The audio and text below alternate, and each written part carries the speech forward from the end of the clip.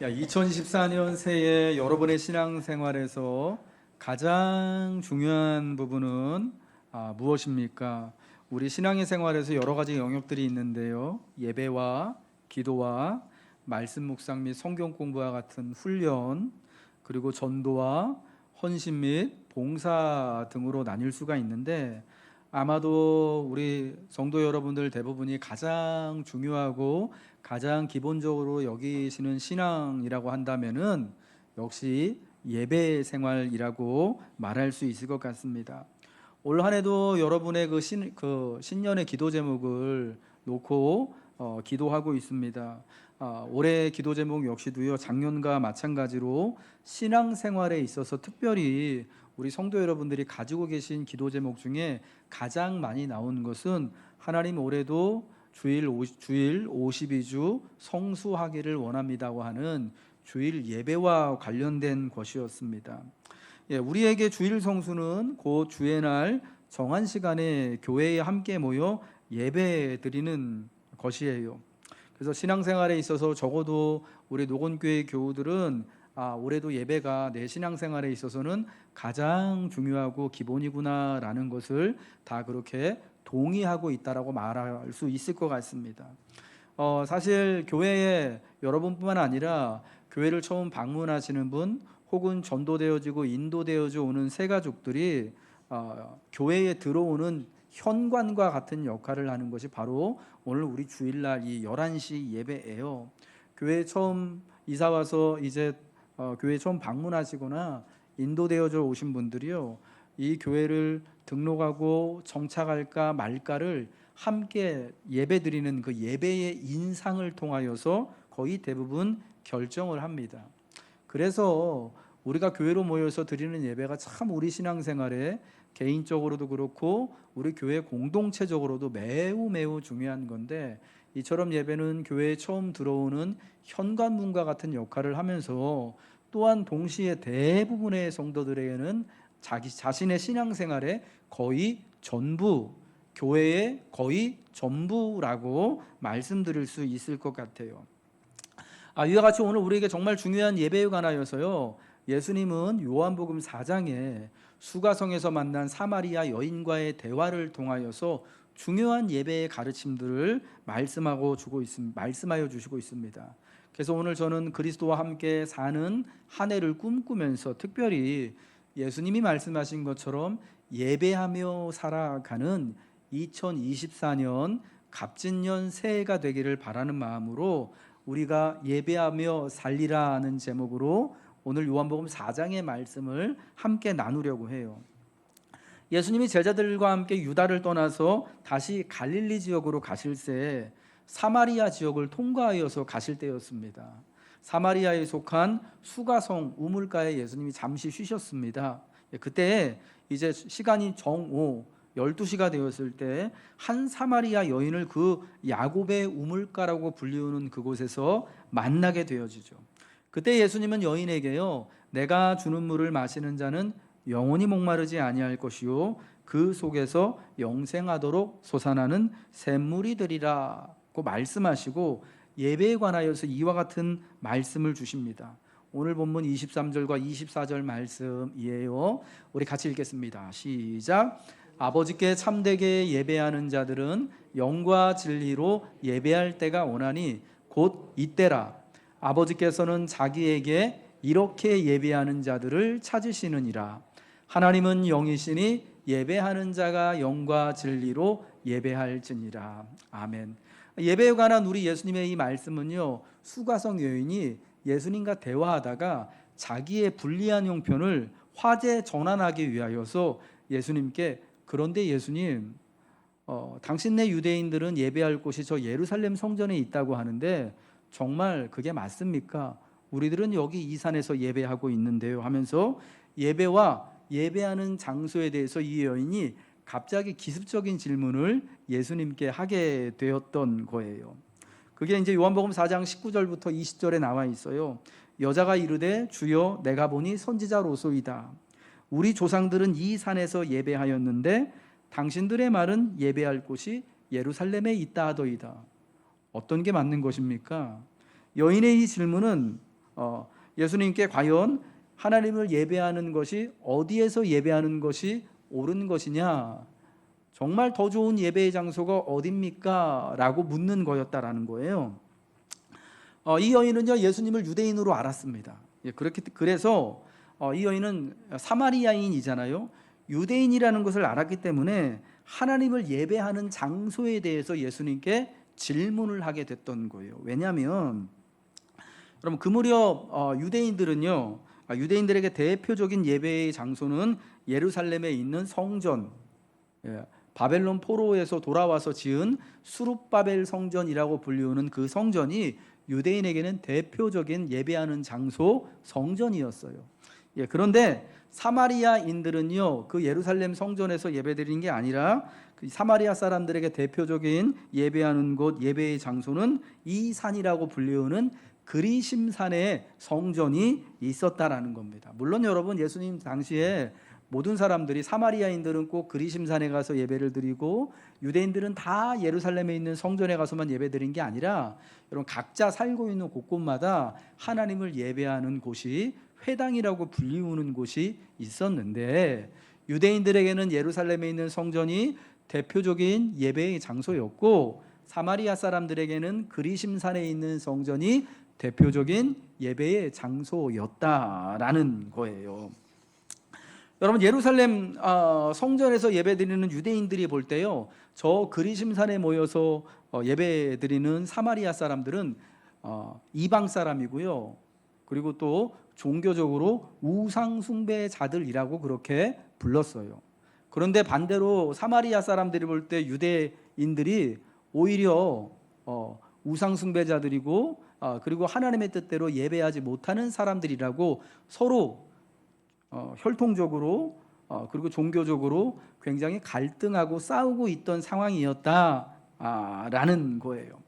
여러분, 예수님과의 이야기를 보면 알겠지만 이 수가성 여인, 사마리아 사람이라고 알려져 있는 이 수가성 여인도요, 보니까 어때요? 그들의 조상이 누구라고요? 야곱이라고 말하고 있어요. 똑같이 유대인이나 사마리아 사람들이나 자기들의 조상을요, 아브라함과 이삭과 야곱이 자기들의 아버지라고 알고 있어요. 그리고 사마리아 사람들은요, 모세의 율법을 굉장히 중요하게 여기는 사람들이었습니다. 예루살렘에 사는 사람들은 다윗과 솔로몬이 지은 성전에서 예배하지만, 우리는 하나님께서 그 옛날 모세를 통해서 주신 율법을 따라서 하나님이 이스라엘 백성들을 축복하라고 하신 이 그리심산에서 하나님의 말씀을 순종하고 축복을 선언하며 예배한다라고 주장하는 사람들이었다라는 거예요. 그리고 또한 동시에 사마리아 사람들도 이 여인의 모습을 25절 이하의 말씀을 보니까 유대인들처럼 똑같이 메시아와 그리스도를 기다리고 있었던 것을 보게 됩니다. 사실은 같은 믿음과 같은 신앙, 같은 하나님을 믿고 있었는데, 유대인들이 볼 때 사마리아 사람들은요, 이제 세월이 흘러가지고 또 민족적으로 많이 섞인, 그래서 이방인처럼 비춰지게 되었던 거예요. 그래서 사실은 똑같은 하나님을 섬기면서도, 그리고 서로 다 우리가 아브라함의 후손이고 야곱의 후손이라고 그렇게 믿고 똑같이 다 그리스도를 기다린다고 하면서도 굉장히 싸우고 있는 모순적인 상황을 가지고 있었는데, 여러분, 그러한 서로 갈등하는 상황을 상징해서 나타내는 것이 바로 예루살렘에 있는 유대인을 위한 성전, 그리고 그리심산에 있었던 사마리아 사람들을 위한 성전이었다라는 거예요. 여러분, 예루살렘에 있던 성전은 우리가 아는 것처럼 바벨론 포로에서 돌아온 수룹바벨과 예수아와 같은 사람들이 협력해서 성전을 지었습니다. 이게 제2성전 혹은 그 지은 사람의 이름을 따라서 수룹바벨 성전이라고도 불리우죠. 반면에요, 그리고 시간이 얼마 지나지 않아서요, 그리심산에도 사마리아 사람들이 지은 성전이 주전 4세기에 세워지게 되는 거예요. 왜 주전 4세기냐면, 우리가 구약 성경에 느헤미야서가 있잖아요. 느헤미야, 바벨론 포로에서 돌아와서 유대인 공동체를 재건했던 느헤미야라고 하는 아주 신실한 사람이 있었는데, 그 느헤미야서 마지막 부분에 보면은 느헤미야가 그 당시 예루살렘에 있었던 대제사장의 아들 중에 그 유대 공동체와 느헤미야를 또 해하려고 하고 반대하는 이방 사람들 호론 사람 산발락과 도비아와 같은 약한 이방인들이 있었는데, 그때요 대제사장의 아들이 이 이방인들하고 내통하고 있었던 거예요. 친하게 지내고 있었던 거예요. 제사장 무리 중에서, 그리고 백성의 지도자들 중에서 이 오히려 유대인들, 그리고 성전과 유대인 공동체를 해롭게 하는 사람들과 내통하는 사람들, 그래서 종교적으로 신앙적으로 섞인 사람들이 있었어요. 그래서 느헤미야가 이들을 예루살렘에서 다 추방을 하거든요. 그때 쫓겨난 대제사장의 아들들, 제사장의 무리가 있었고, 그들과 함께 쫓겨난 이방 사람들이 있었고, 그들을 추종하는 사람들과 그들의 가족들이 있었는데, 이 사람들이 다 어디로 갔냐면 사마리아로 다 간 거예요. 그리고 사마리아에 속한 그리심산에다가 사마리아 성전을 짓고, 거기서 그 사람들이 원래 뭐 하는 사람들이었다고요? 성전의 제사장들이었거든요. 대제사장 아들이었거든요. 거기다 성전을 짓고, 야 여기가 진짜 하나님의 성전이다 라고 하면서, 그때부터 예루살렘 성전과 그리심산 성전이 약 400년 동안 같이 공존하고 있으면서, 어느 곳이 더 유대인들이 볼 때는 예루살렘 성전이 진짜 하나님의 집이고, 사마리아 사람들이 볼 때는 그리심산에 있는 성전이 진짜 하나님의 집이다 라고 불리웠던 것입니다. 근데 여러분, 사마리아 사람들이 볼 때에 그리심산 성전도요 굉장히 의미 있는, 하나님의 백성들에게 하나님의 말씀에 순종할 것과 축복할 것을 상징하는 그런 장소였다라는 거예요. 민수기 말씀에 보면은요, 하나님이 모세를 통하여서 이제 애굽에 나온, 그래서 광야를 행진했던 이스라엘 백성들이 요단을 건너서 가나안 땅에 들어가면은 백성 중에 절반은 그리심산에 서고, 또 절반은 그리심산과 반대되어지는 에발산에 서서 서로를 마주보고 하나님의 율법을 낭독하라고 합니다. 그리심산에서 하나님의 율법을 낭독하면서 이 하나님의 말씀을 듣고 지켜 순종하는 자는 축복을 받을 것이요 라고 축복을 선언하고, 반대편 에발산에서는 그러나 이 하나님의 말씀을 듣고 순종하지 않은 사람은 저주를 받을 것이요 라고 저주를 선언했단 말이에요. 그렇게 하라고 하나님이 모세를 통하여서 명령하신 거죠.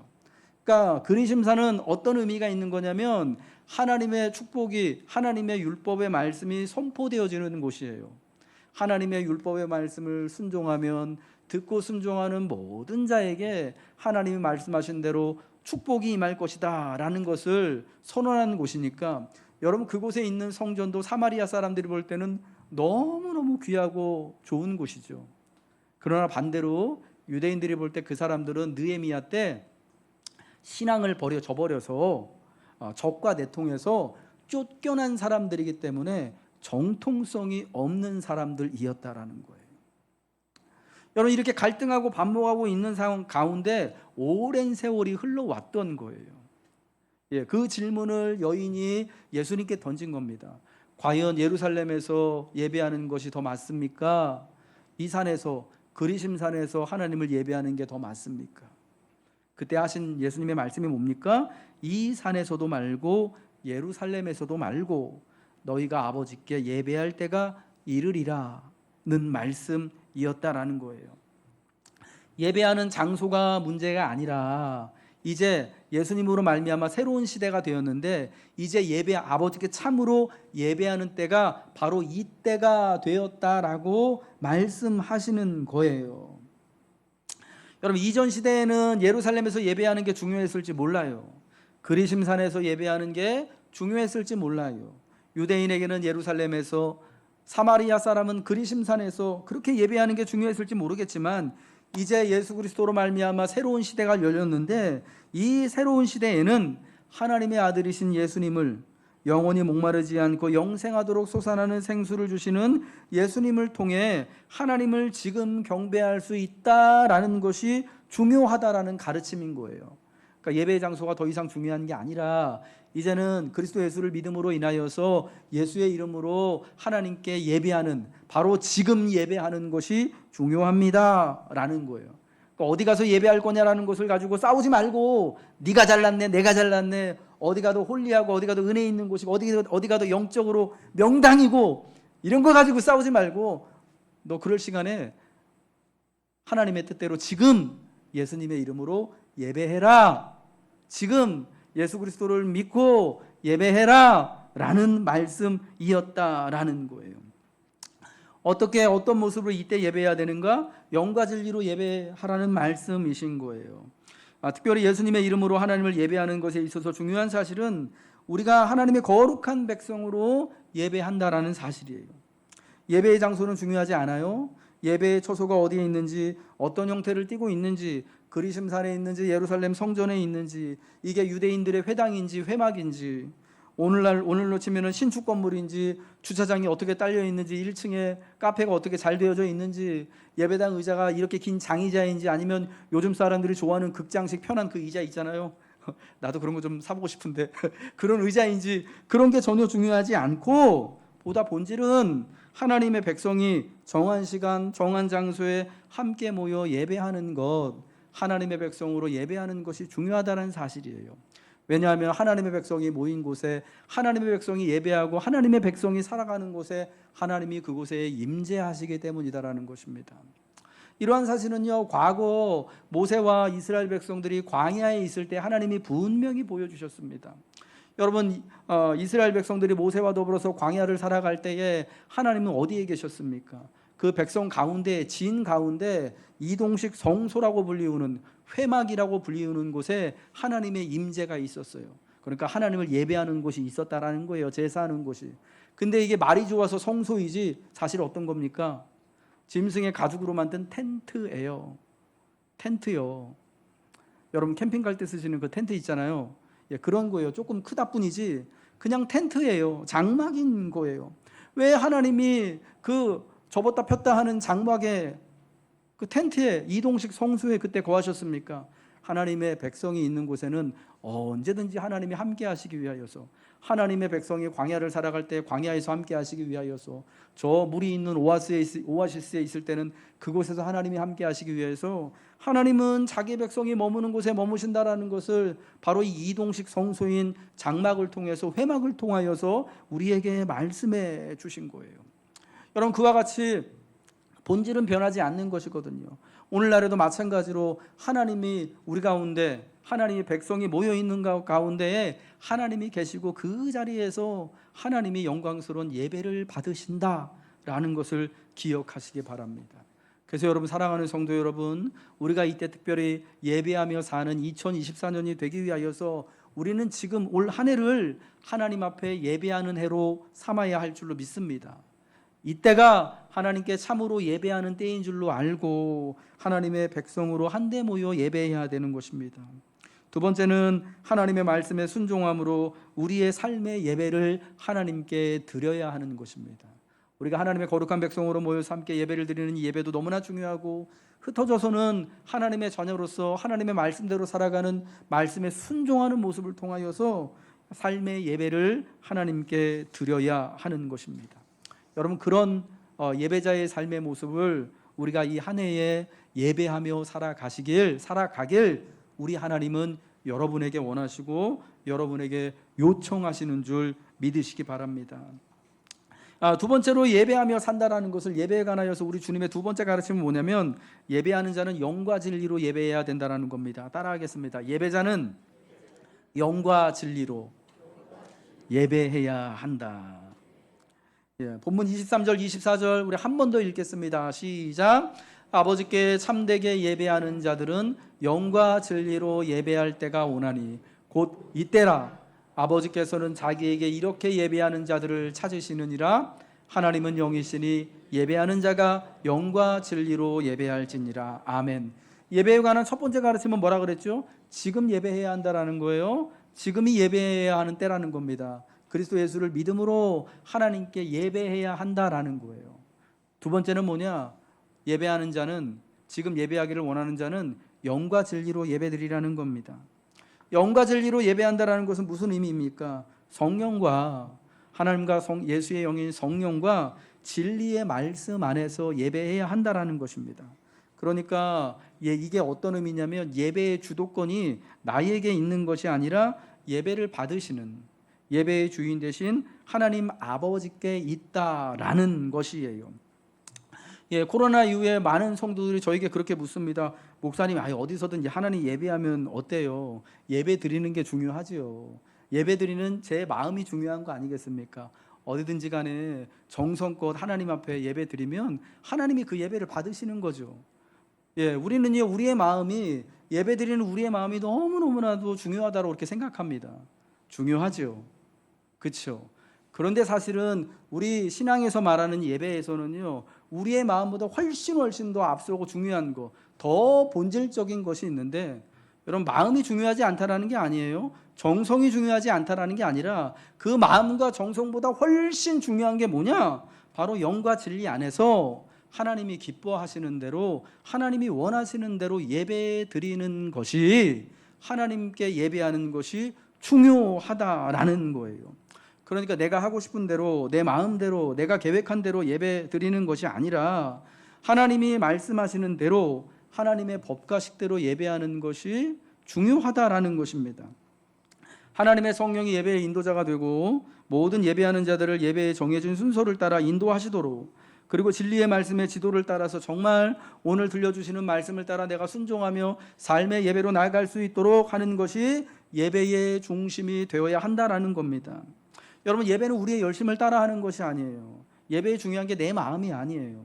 그냥 내 마음만 간절하고 내 마음만 진실하면 어떤 식의 예배든지 간에가 중요한 게 아니라, 하나님이 원하시는 대로 정말 내가 드린 예배가, 오늘 내가 참여하는 이 우리의 예배가, 우리 교회의 예배가 영과 진리 안에 인도함을 받고 있는가 하는 것이 먼저 되어져야 하고요, 그 다음에 우리의 마음과 열심히 따라가야 한다라는 거예요. 사랑하는 성도 여러분, 예배의 성공은요, 예배의 승리는 우리의 열심과 정성에 있는 게 아니에요. 내가 열심을 다한다고, 내가 모든 준비를 다 했다고, 내 온 마음을 다 쏟았다고가 아니라 내가 영과 진리 안에 있는가, 이게 핵심이다라는 것입니다. 사랑하는 성도 여러분, 그러므로 올 한 해 하나님을 예배하는 삶을 살기 위하여서 오늘 하나님께서 우리를 예배자로 부르셨는데, 내가 정말 영과 진리로 하나님을 예배하기 위하여서 내가 수고하고 준비해야 하는 것은 무엇인지를 우리는 스스로 서로에게 잘 물어보아야 할 줄로 믿습니다. 그리고 겸손히 하나님 앞에, 하나님, 내가 원하는 대로가 아니라, 내가 기뻐하는 대로가 아니라, 내 방식대로가 아니라 하나님이 원하시는 대로 영과 진리 안에 예배 인도함을 받을 수 있도록 우리는 사모해야 할 줄로 믿습니다. 마지막으로 예수님이 예배에 관한 말씀의 가르침에서 세 번째는요, 하나님은 이렇게 예배하는 자들을 찾으신다라는 것입니다. 요한복음 4장 23절 말씀이죠. 아버지께서는 자기에게 이렇게 예배하는 자들을 찾으시느니라. 아버지께 참되게 예배하는 자들은 영과 진리로 예배할 때가 오나니 곧 이때라. 아버지께서는 자기에게 이렇게 예배하는 자를 찾으신다. 하나님은요, 이렇게 올 한 해 하나님을 영과 진리 안에서 하나님의 백성으로 모여서 하나님의 말씀에 순종하는 삶의 예배를 드리는, 이런 식으로 예배하는 자들을 오늘 찾으신다라는 거예요. 그리고 그 예배자를 찾으시는 이유가 뭐냐? 예배하는 자들에게 하나님께서 약속하신 귀한 선물을 값없이 나누어 주시기 위하여서 예배자를 찾으신다라는 것입니다. 갈릴리로 가시던 예수님께서 이 사마리아에 속한 수가성에 들린 이유가 뭐냐? 바로 이 여인을 만나시고 이 여인을 예수님을 믿는 제자로, 이제부터는 바로 예수님을 예배하는 예배자로 부르시기 위하여서 주님은 부르셨던 거죠. 들르셨던 거죠. 그리고 그 여인이 예수를 믿고 예수가 그리스도임을 고백하고 그 앞에 무릎 꿇게 될 때 하나님께서 약속하시는 놀랍고 놀라운 선물을 예배하는 자, 바로 이 여인에게 허락하여 주셨던 겁니다. 하나님 아버지께서 예배자에게 주시는 선물은 어떤 것이었냐? 13절과 14절에 나와 있습니다. 우리 같이 한번 읽도록 하겠습니다. 시작. 예수께서 대답하여 이르시되 이 물을 마시는 자마다 다시 목마르려니와 내가 주는 물을 마시는 자는 영원히 목마르지 아니하리니 내가 주는 물은 그 속에서 영생하도록 솟아나는 샘물이 되리라. 아멘. 지금 이렇게 하나님은 예배하는 자들을 찾으시는 거예요. 여러분이 하나님이 찾으시는 그 예배자 되시기를 주님의 이름으로 축복합니다. 왜 이 예배자를 찾으십니까? 그 예배자들을 통하여서 하나님이 영광과 높임을 받으시기를 원하시죠. 그리고 그들에게 하나님의 놀랍고 귀한 선물을 값없이 나눠주기를 원하시는 것인데, 우리 주님의 말씀을 따라보면 그 선물이 어떤 거냐고요?